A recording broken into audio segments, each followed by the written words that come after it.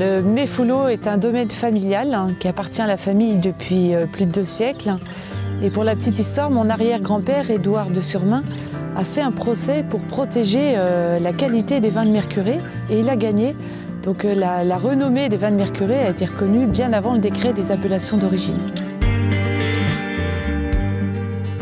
Le domaine du Méfoulo a la chance d'exploiter 20 hectares, principalement sur l'appellation Mercurey, et dispersés un peu partout sur l'aire d'appellation.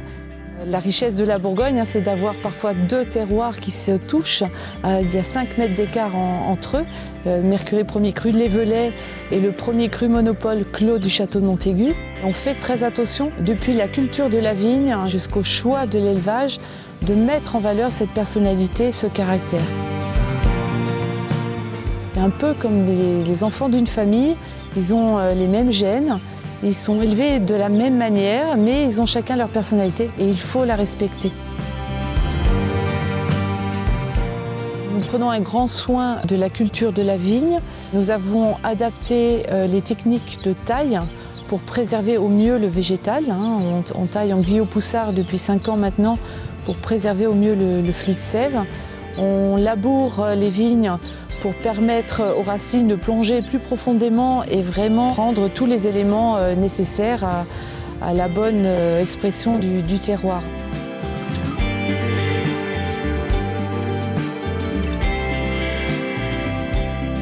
Les vendanges sont faites manuellement, les raisins sont dans des caisses pour éviter tout écrasement.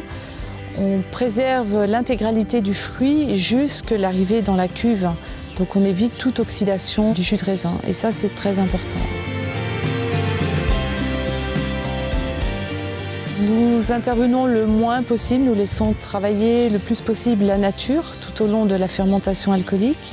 Nous ne cherchons pas à extraire à tout prix le maximum de matière. Là aussi on est dans le respect du fruit et des composants du raisin. Chaque vin a sa personnalité et j'ai choisi un tonnelier et avec chaque tonnelier nous avons travaillé une chauffe pour accompagner véritablement la personnalité de chaque terroir, de chaque premier cru.